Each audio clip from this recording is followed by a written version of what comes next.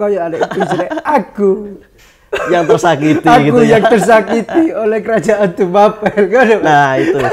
Tapi Nah, sayangnya lanjut, di Kidung Polaman itu kita tidak tahu Tidak mengenai tahu. teksnya seperti Iya, apa, Kak, itu kita guyonan pembahasan kita. apa gitu.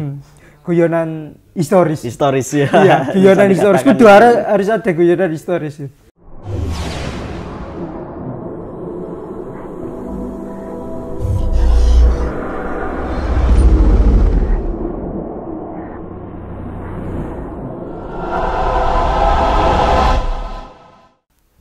Pemirsa, jumpa lagi bersama saya di channel Giri Mataya. Nah, kali ini kita akan membahas seputar sejarah di Nusantara, khususnya di masa akhir Singasari nih. Karena ada gejolak-gejolak di masa akhir Singasari. Kita akan membahasnya bersama narasumber, yaitu Mas Eko. Nah, beliau ahli di bidang ya, bisa Bukan dikatakan ahli, ya. Orang ahli. Arek trendy ya. Arek trendy. Arek trendy. Arek trendy yang suka membahas sejarah nih. Iya. Yang masa lalu lah. Nah, ini Mas Eko ini pembahasannya nih mengenai Singasari, masa akhir Singasari gitu Mas ya. Nah, bisa dimulai Mas, ada kisah menarik apa nih di masa akhir Singasari, karena kan kabarnya ini di masa akhir Singasari itu ada pemberontakan besar yang sehingga Singasari, kerajaan Singasari ini runtuh gitu, bisa dikatakan runtuh ya mungkin. Nah, ini gimana Mas? Sebenarnya dalam kemenarikan dari sejarah itu semuanya itu menarik sebenarnya. Menarik ya. Kalau untuk dibahas secara itu, dan setiap kerajaan itu ada suatu siklus sebenarnya itu. Siklus untuk pertama itu untuk membangun, terus menuju kejayaan dan kehancuran, dan ini masa-masa di Singosari atau yang lebih dikenal kalau di sumber data prasasti itu mesti menyebutkan Nagara Tumapel. Nagara Tumapel. Nah, kita harus membedakan dulu yang benar itu kerajaan Singosari atau kerajaan Tumapel. Tumapel, nah ini istilahnya itu. Karena pada waktu yang lalu di Polaman kita juga bahas itu. Nah, sebenarnya kalau ada yang di prasasti itu rata-rata itu menyebutkan buminya itu kayak di Mula Malurung itu Wetaning Kawi, mesti menyebutkan Wetaning Kawi. Bumi Wetaning Kawi gitu ya. Tapi negaranya negara Tumapel. Negara Tumapel. Apakah benar kerajaan Singosari itu kan berada di sumber data Pararaton yang menyebutkan awal-awal Ken Arok itu menempati di kerajaan Singasari. Singasari. Iya. Jadi tetapi yang di prasasti yang masa-masa kerajaan Singosari itu menyebutkan Tumapel. Lah, pertanyaannya juga, kan ada dua nih yang di negara Kertagama. Singosari sebagai ibu kota. Dulu kan Ken Arok pertama di Kutaraja terus berpindah di Singasari. Apakah ini suatu pusat pemerintahan? Lah, penyebutannya kerajaan Tumapel atau kerajaan Singosari. Kita sepakati dulu. Ya. Ya apa enaknya?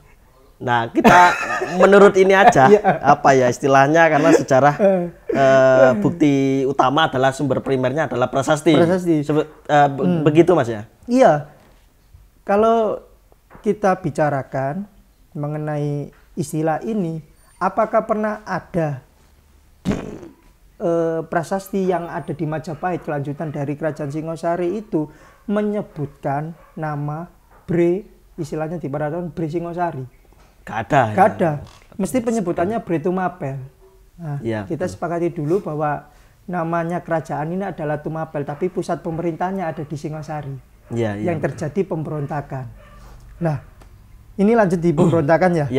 Lah, kita harus tahu latar belakang, sebab motivasi apa, alasan apa yang mendasari tersebut. Terjadi pemberontakan gitu ya. Ciri-ciri dari syarat untuk revolusi pertama adalah revolusi pemberontakan itu adanya suatu kehilangan prestis. Itu gimana itu Mas? Kehilangan prestis ini golongan-golongan, Ya. bukan dari golongan bawah. Mesti pemberontakan terjadi karena apa? Golongan yang sudah kenyang. Dari golongan-golongan atas yang kehilangan prestis atau pangkatnya atau apapun. Nah, terus pengharapan yang terkengkang. Gitu ya. Iya, syarat itu terjadinya pemberontakan, pengharapan yang terkekang. Lah, pengharapan terkekang seperti apa? Nanti kita lanjutkan yang selanjutnya. Pengharapan terkekangnya seperti apa? Lah, yang ketiga, karena represif atau istilahnya itu tujuan dari seorang penguasa itu sudah melunak. Sehingga terjadi pemberontakan dan ketidakpercayaan. Ya. Lah, ciri-ciri dari pemberontakan itu secara mendadak pertama. Secara mendadak kita lihat di Kerajaan Tumapel, penyerangan Jayakatwang ke pusat pemerintahan itu secara mendadak. Serangan secara langsung. Tetapi menggunakan istilahnya itu dari dua arah kalau ceritanya dari Pararaton. Dua arah dari Mameling dan dari sebelah selatan. Yang dari sembunyi-sembunyi itu. Oh, gitu ya. Iya. Tapi ini merupakan strategi nih mungkin. Strategi, tapi kan secara mendadak. Iya, iya. Pada saat itu Kerajaan Kertanegara sedang melakukan upacara. Melakukan persiapan itu ya. Makanya ciri dari pemberontakan Kerajaan Singosari itu secara mendadak. Mendadak gitu ya. Iya, secara mendadak. Yang kedua, adanya suatu kehilangan prestis tadi. Kehilangan prestis. Siapa saja yang kehilangan prestis? Ya. Contohnya reformasi yang ada di Kerajaan Tumapel. Pasca Wisnuwardana Kertanegara banyak yang dimutasi atau dicopot jabatannya. Ketika Kertanegara ini muncul. Iya. Iya. Kertanegara muncul ini. Kertanegara muncul menjadi raja. Iya, betul. Lah muncul harus muncul. Jadi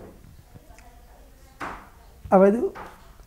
Yang ketiga itu kekerasan. Pemberontakan itu selalu adanya kekerasan. Kekerasan itu adalah instrumental, di mana kekerasan itu instrumental dari alat kekuasaan. Bagianlah untuk mencari kekuasaan. Untuk bagaimana itu. Lah kita bedah. Jayakatwang adalah siapa? Nah, ini kita cari dulu asal-usulnya gitu ya. Asal-usulnya secara geonologi, geonologis secara biologis, dengan politis. Seperti apa itu Jayakatwang? Nah, ini gimana ini? Dari awal kita bicara secara genealogis dulu lah mungkin. Dari Jayakatwang. Genealogis kan beliau masih saudara, masih apa ya? Besan ya gitu, bisa dikatakan seperti itu. Iya. Jayakatwang itu masih yang ibaratnya itu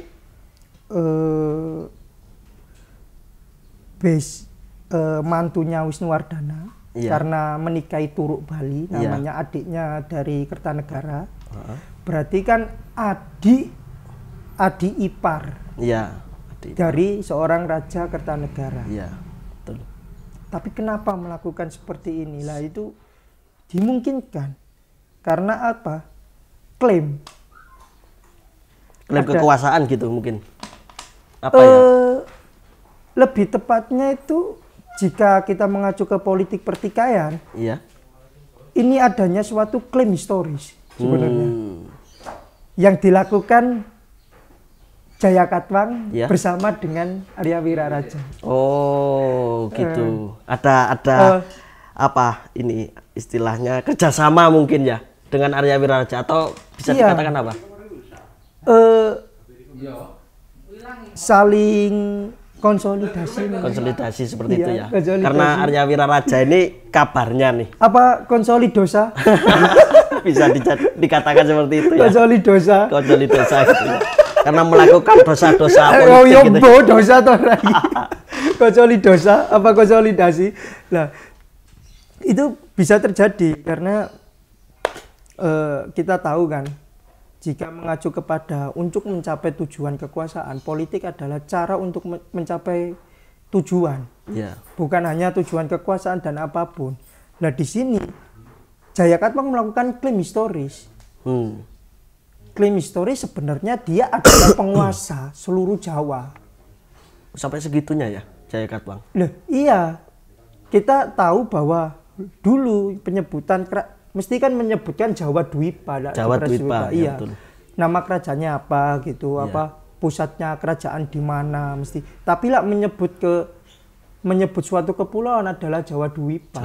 Untuk gelar-gelarnya dia adalah apa? Penguasa dari Jawa, penguasa di mana, mesti selalu seperti itu.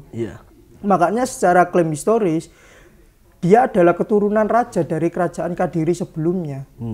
Sebenarnya itu. Makanya di sini ada istilahnya klaim secara historis. Klaim historis gitu ya. Iya. Lah, pemberontakan yang dilakukan itu adalah alat sebenarnya. Gerakan sosial itu alat. Iya. Alat untuk apa? Alat untuk mencapai kekuasaannya Jaya Katwang. Betul. Tapi di balik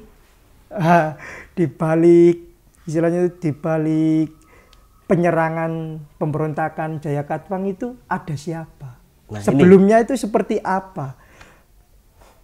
Kalau di rentetan Raja Kertanegara menjadi raja ada 2 kali, kalau nggak salah kemungkinan ada 2 kali pemberontakan, yaitu Caya Raja yang disebutkan di negara Kertagama.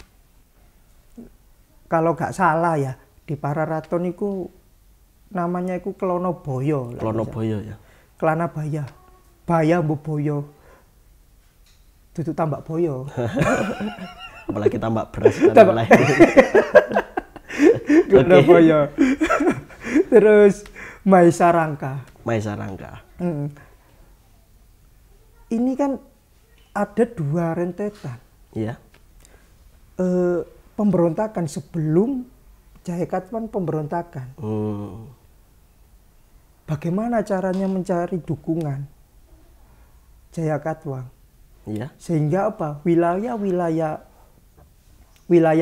yang ada di daerah, bukan di pusatnya. Hubungan pusat ini kan memunculkan dinamika politik yang terus berkembang.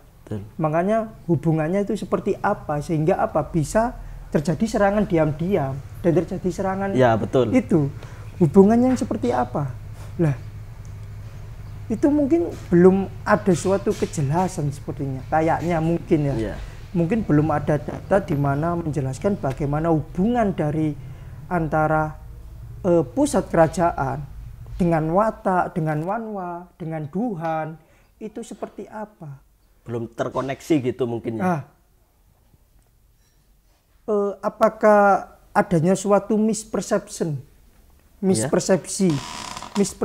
dari pemikiran dari Raja Kertanegara bahwa dia adalah kerajaan yang kuat, sehingga kurang mengikrarkan mungkin.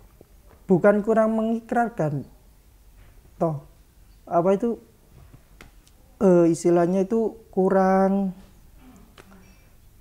kayak dia terlalu percaya diri mengenai kekuatan tentaranya sehingga dia lupa bahwa adanya terjadi pemberontakan. Di daerah-daerah mungkin ada muncul itu ya. Makanya setelah rentetan pemberontakan itu kan ada ekspedisi Pamalayu. Iya betul. Arca apa itu jeneng Arca Ardimulyo, Mandala Dwipantara konsepnya itu.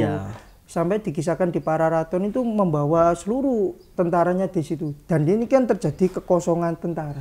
Iya, betul.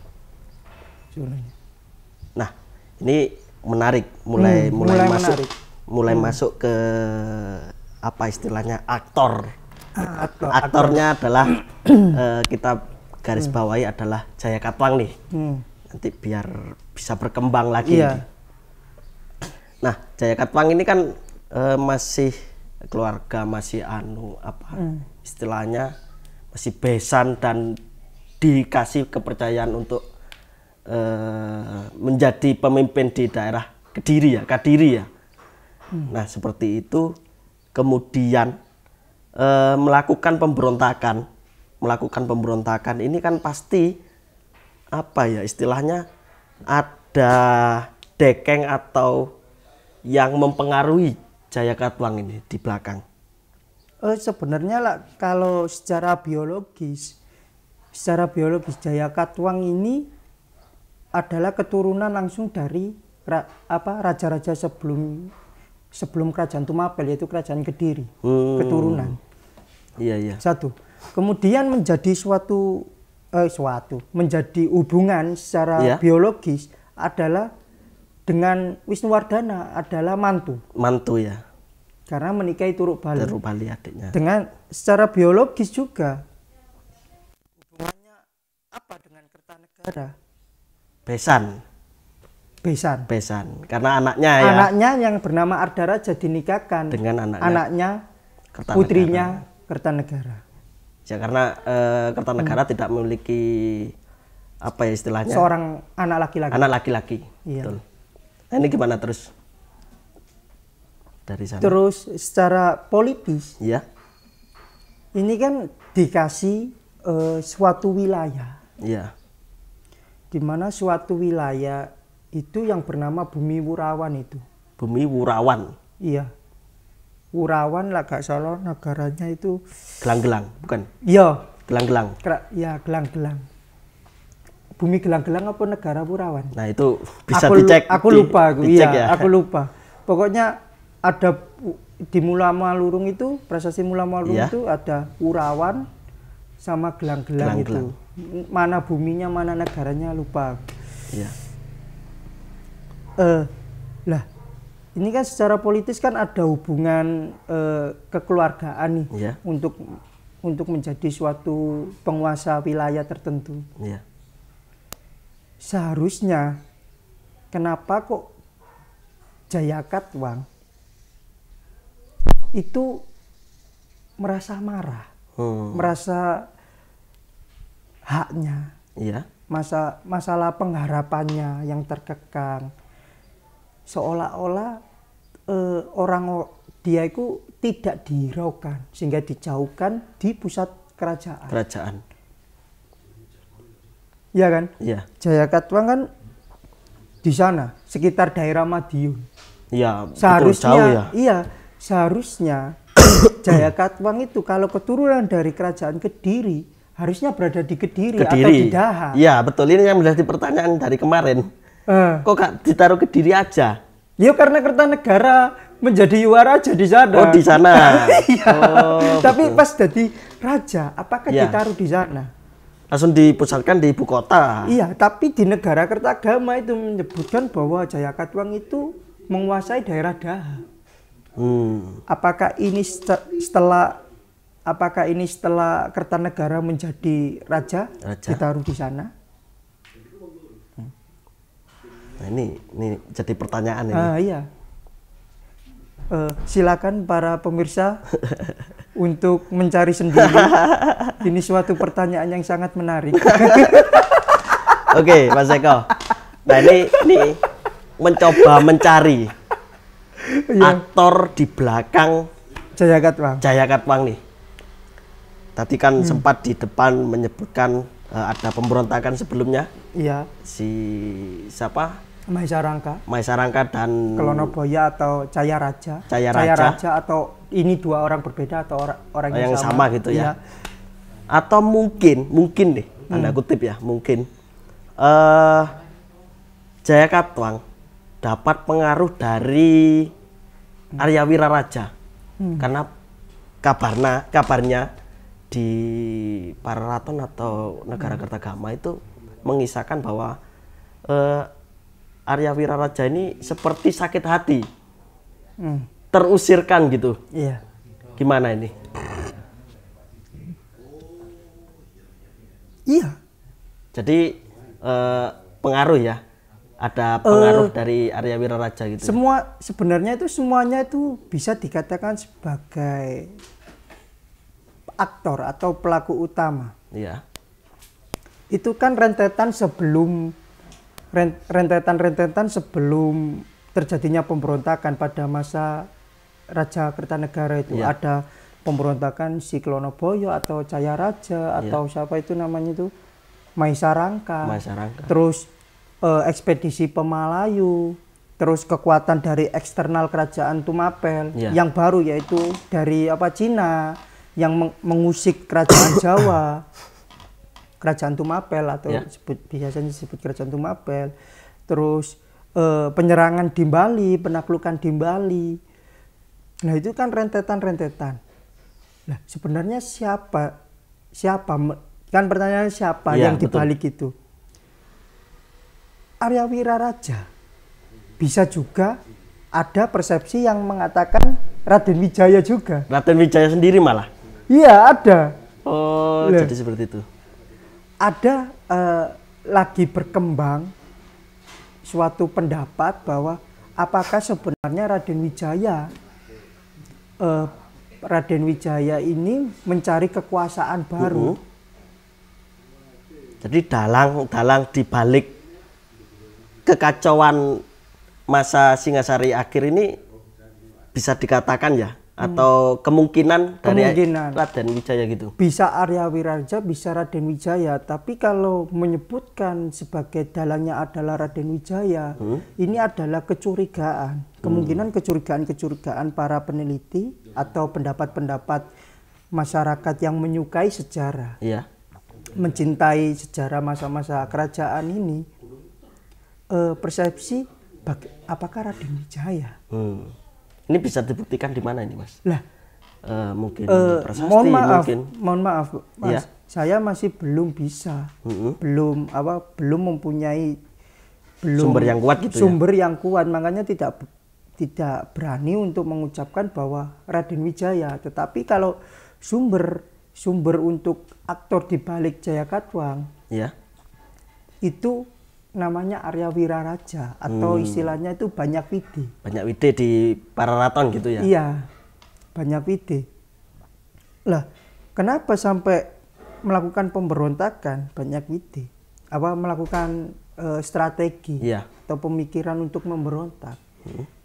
Yang saya bilang ke awal, yaitu prestis yang hilang. Pengharapan yang terkekang. Ketidakpuasan. Diabaikan. Di masa Kertanegara gitu ya? Iya Mas Saiki.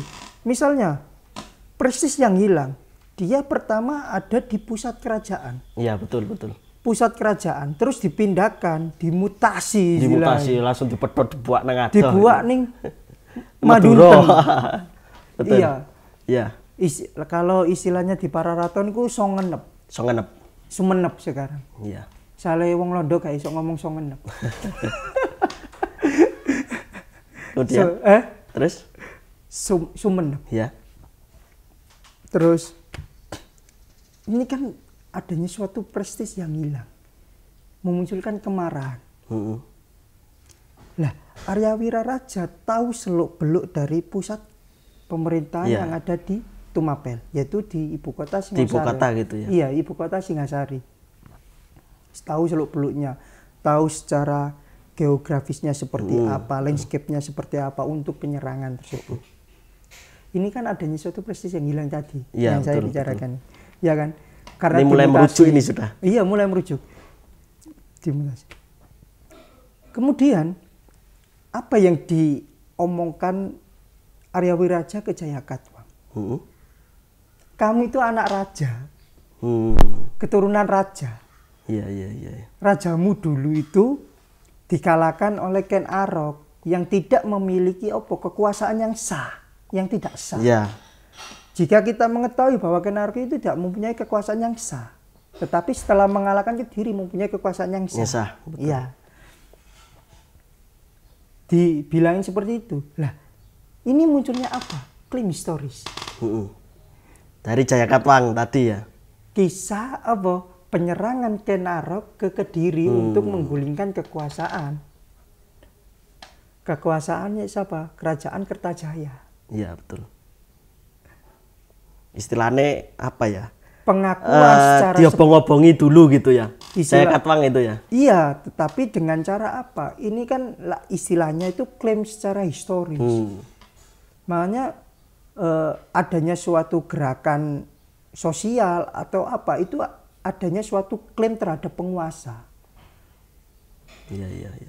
Klaim terhadap penguasa dan klaim historis. Kayak anak sopo. Makanya kalau dalam teori kekerasan pada era-era kuno, mesti itu adanya suatu istilahnya itu ciri-ciri religius. Titisan dewa. Nah, itu menggunakan itu pasti. Iya jelas ta. Apa istilahnya? Bukan daun langit gitu ya. Iya. Tapi untuk menggulingkan suatu kekuasaan Raja Kertanegara kan harus dengan kekerasan. Akhirnya melakukan pemberontakan itu. Melakukan pemberontakan dengan kekerasan. Berarti ini sebentar Mas Eko. Iya. Jayakatwang ketika melakukan pemberontakan, ini kayak yang kata Mas Eko, secara tiba-tiba nih. Apa tidak diatur terlebih dahulu? Misal nanti persiapan seperti ini, kan itu kan pasti ada. Pasti ada. Untuk melakukan pemberontakan. Kan tidak hanya geruduk-geruduk melakukan pemberontakan itu. Jika mengacu kepada bukti tekstual ya. Iya. Seperti Pararato, Negara Kertagama, terus Prasasti Kudadu itu kan jelas ada penyerangan. Ya, betul. Jelas setiap pemberontakan itu ada namanya strategi. Makanya kan penyerangannya ada strategi. Ya betul. Tetapi sebelum itu kita tahu bahwa ada anak dari Jayakatwang yang ada di pusat kerajaan yang menikah dengan anak dari Kertanegara yang mana yang belum jelas Mas Ian. Yang mana ada yang berpersepsi anak pertamanya, ada yang persepsi Gayatri. Ini masih tanda tanya. Masih tanda tanya. Silakan pemeriksa untuk memberikan persepsi-persepsi yang lainnya. Karena sejarah kan banyak persepsi. Iya, betul. Tapi kalau di datanya Ardaraja ini digunakan sebagai telek sandi, kemungkinan. Ya, sepertinya seperti itu ya. Kemungkinan karena apa? Saat penyerangan, pas ini kan ada beberapa ujung tombak anak muda, istilahnya itu. Kan kalau di revolusi tahun 1945, 97 kan pemuda sangat mempunyai peranan penting dah. Betul. Mungkinkah atau mungkinkah persepsi di mana ujung tombak dari kerajaan Tumapel itu ada Raden Wijaya, Nambi, dan salah satunya Ardaraja. Iya. Anak dari Jayakatwang ya. Menjadi ujung tombak seorang pemuda. Ya. Tapi dia membelot saat di Rabu Carat, saat ada pasukan melihat pasukan Jaya Kediri atau Jayakatwang itu dia malah nyerang ini. Enggak, ikut balik. Oh, ikut balik ke Kediri gitu. Enggak, ke kerajaan Tumapel untuk nyerang. Kan dua arah. Ya, dua arah itu. Ya di Kudadu ya juga dua arah. Iya. Nah, ini menarik ini. Iya. Apa ya istilahnya? Kalau di kisah Calon Arang nih ya, coba saya kisahkan ini, mungkin ada kemiripan kisah mungkin ketika Empu Bahula diperintahkan untuk menikahi Rana Manggali nih dan merebut dari istilahnya kesaktian dari Calon Arang, dan ini kan hampir mirip sepertinya dengan kisah Ardaraja ketika Ardaraja ini menikahi anak dari Kertanegara. Nah, ini mungkin menjadi telik sandi atau mungkin istilahnya memberikan informasi. Nah, itu. Informasi bagaimana keadaan kerajaan Tumapel, penyerangan saat keadaan kekosongan dari kerajaan Tumapel, kan bisa seperti itu kemungkinan. Nah, ini pertanyaan tambahan nih Mas Eko. Tadi kan menyebutkan beberapa sumber mengenai Pararaton, kemudian Negara Kertagama. Nah, ini ada pertanyaan, siapa yang penulis dari Pararaton ini mungkin tambahan ya. Tambahan. Ya. Siapa? Nah ini di Pararaton nih loh. Nah iya itu. Nah kan tadi mungkin ada sebutan siapa atau kan Pararaton itu kan ditulis di masa akhir ya mungkin ya. Sekitar abad 16-an. Oh gitu. Nggih. Nah ini kayaknya mungkin lah kalau nggak salah itu apa Jawa kuno baruan. oh Sing baru, sing wanyar. tengahan gitu ya. Yo kabeh campur. Ya, karena apa pembahasan kita tadi kan juga meliputi Pararaton, negara Kertagama nih seperti itu. Mungkin nanti bisa dilanjutkan di sesi selanjutnya mengenai Pararaton dan lain. Pararaton. Nah, ini apa yang bisa diangkat lagi nih Mas mengenai Jaya Katuang sebagai pemberontak mungkin? Iya, menarik karena di sini salah satunya ada pengharapan yang terkekang dari Jaya Katuang. Karena Jaya Katuang itu berharap, sangat berharap bisa ke Kediri lagi, menguasai Kediri. Bisa memusatkan ibu kota yang dulu di masa Kenarok ya. Iya. Itu bisa dipindahkan ke Kediri lagi gitu ya. Bukan dia pengen pindah teko Wurawan ke Kediri. Oh gitu. Makanya saat terjadinya pemberontakan dan selesai, dia memindahkan dan bukan di Tumapel, di Daha. Di Jaya Katuang itu. Ya. Jadi kan adanya suatu pengharapan yang istilahnya itu aku pengen duwe pengharapan tapi gak terlaksana itu gak enak. Gak enak aja deh. Terus kadang ngarep-ngarep tapi gak keturutan nih gak enak. Mengharapkan sesuatu yang diinginkan tapi tidak terlaksana itu tidak enak. Makanya adanya suatu pemberontakan itu. Iya. Salah satunya itu. Tetapi isinya ini misi balas dendam dari Arya Wiraraja sebenarnya. Kata kuncinya itu ya begitu. Iya, misi balas dendam. Apa ya istilahnya aktor dari semua kejadian pemberontakan itu ya. Iya. Bisa dikatakan seperti itu. Bisa dikatakan seperti itu. Tetapi ini senada dengan Jaya Katuang ataupun Arya Wiraraja. Iya. Bukan bisa disalahkan salah satu. Tapi kan ini senada atau bisa dikatakan gini, ini merupakan apa ya, barisan sakit hati mungkin dari Arya Wiraraja dan Jaya Katuang gitu. Terus nyanyi lagu Naf sing barisan sakit hati barisan gitu. Para mantan gitu.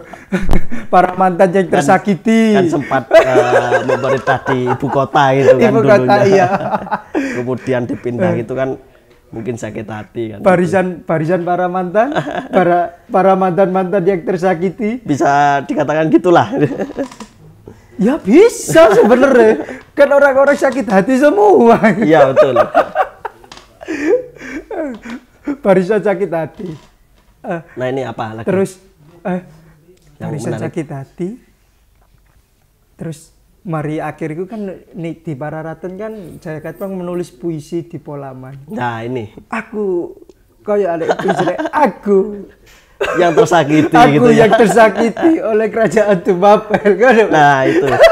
Tapi nah, sayangnya di Kidung Polaman itu kita tidak tahu mengenai teksnya seperti apa. Itu kita guyonan pembahasan kita. apa gitu. Guyonan historis ya. Iya, guyonan historis. Kudu harus ada guyonan historis. Tetapi kita lanjut ke pemberontakan itu tadi. Ya. Pengharapan yang terkekang dari Jaya Katuang itu tadi sehingga memunculkan suatu strategi. Strategi pemberontakan untuk menggulingkan kekuasaan dan mengambil itu. Makanya instrumen dari pemberontakan itu adalah kekerasan, penyerangan. Ya, betul, saat kapan? Lah dijelaskan dalam Pararaton saat kosong-kosongnya ibu kota atau pusat kerajaan ya. Patinya ompong. Siapa waktu itu? Istilahnya itu Pati ompong itu Raganata lah kalau kemungkinannya. Pati tua ya. Iya pati tua, macan ompong. Macan ompong bisa dikatakan. Kan ada istilah seperti itu. Iya betul. Ya mungkin ompong tenanannya juga kita nggak tahu ya. Kalau kita berimajinatif merekonstruksi peristiwa tersebut, apakah ompong ya gak tahu ya, juga. Gak tahu juga ya. Iya. Kak melu jagung bayi pada waktu itu ya. Nah ini menarik Mas Eko. Kita pembahasan mengenai Jaya Katwang dan apa gejolak pemberontakan di masa akhir Singasari ya, atau bisa dikatakan Tumapel ya. Kita lebih spesifik mengatakan Tumapel lah ya. Tumapel ya. Agar pemirsa di luar sana bisa mengebiasakan Tumapel itu. Kerajaan Tumapel. Nah, itu pemirsa pembahasan kita mengenai masa akhir Singasari dan gejolak pemberontakan Jaya Katwang bersama narasumber Mas Eko Prasetyo. Beliau juga jurusan sejarah, ilmu sejarah UM. Dan ahli di bidang masa klasik ya. Itu ahli. Karena belum lulus ya sama seperti saya gitu ya. Bukan gitu, Pak. Kini kan kita sebagai penikmat. Iya. Terus pemerhati sejarah, merhatek noto. Makanya kita kan selalu menerima persepsi-persepsi yang baru karena di mana pendapat-pendapat dari orang meskipun bukan dari jurusan sejarah tapi mempunyai bukan ahlinya tapi mempunyai pemikiran yang nyeleneh, perlu kita cari. Kayak Raden Wijaya itu sebagai aktor. Lah, ya kan bisa jadi itu. Bisa jadi. Tinggal kita mencari buktinya di mana gitu. Iya. Apakah kita perlu time traveler? Mungkin seperti itu. Apa kita membalikkan waktu pakai pintu Doraemon ke pintu kemana saja iya, gitu ya. Doraemon supaya tahu. Kan nggak ada kayak gitu. Kita khayalan. Nah, itulah pemirsa pembahasan kita.